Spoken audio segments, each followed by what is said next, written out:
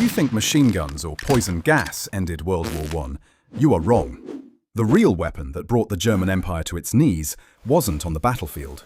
It was a silent bomb exploding in the cold waters of the North Sea and in the kitchens of German homes. Hunger. History books always talk about the muddy trenches of Verdun or the bloody stalemate of the Somme. But let me give you a fascinating detail. When Germany surrendered in November 1918, the German army was still standing on foreign soil. They weren't militarily destroyed yet. So, how did that legendary Prussian discipline collapse? The answer isn't hidden in shell casings, but in empty cooking pots. Today, we are talking about the British plan to cut off the Germans' bread, the most ruthless economic strangulation in history. When the war started, Britain looked at the map and made a simple but deadly decision. We will lock Germany inside a fortress and throw the key into the ocean. They called this the distant blockade. The British Royal Navy mined the North Sea and patrolled the exits. In just 1 week, yes, you heard that right, 1 week, Germany's massive merchant fleet was wiped off the global chessboard. The British rule was simple. If food feeds the soldier, then food is a weapon. The Germans called this the hunger blockade. Because this strategy didn't target soldiers, it targeted women, children, and the elderly.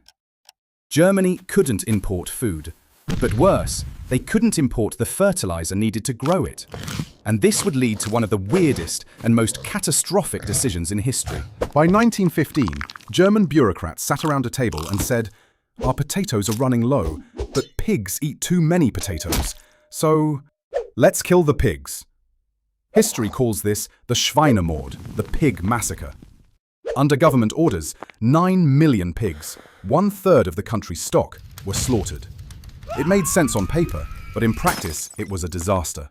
Why? Because when you killed the pigs, you destroyed the country's main source of fat and the natural manure needed for the fields. Germany suddenly ran out of fat. No fat meant no soap.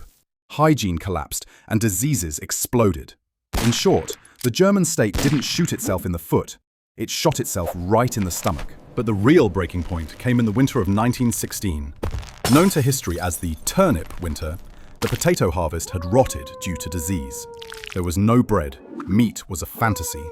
The people were left with only one thing: the turnip. Those coarse, yellow roots that were normally only fed to livestock. Imagine this: turnip soup for breakfast, turnip mash for lunch, turnip cutlets for dinner, even turnip jam. People were trying to survive on barely 1,000 calories a day. It was a biological meltdown happening in slow motion. And then, the era of Ersatz, meaning substitute, began. Nothing was real anymore. Germans drank roasted acorns instead of coffee. Clothes were made of paper yarn instead of cotton. Paper suits that would literally dissolve on your body if it rained. The scariest part was the bread. The K-Brot, war bread, didn't just contain flour. It contained dried beans, peas, and brace yourselves, sawdust. Yes, they mixed wood sawdust into the bread just to make people feel full. This misery didn't just kill civilians. It destroyed the morale of the soldiers at the front. Soldiers were receiving letters from home. "The children are starving. Your mother fainted in the food line." These letters were more effective than any enemy propaganda. Do you know what the final blow was for the German soldier? During the 1918 offensive, when they captured enemy trenches, German commanders had told them, "The British are starving too." But the captured British depots were filled with white bread, corned beef, and real coffee.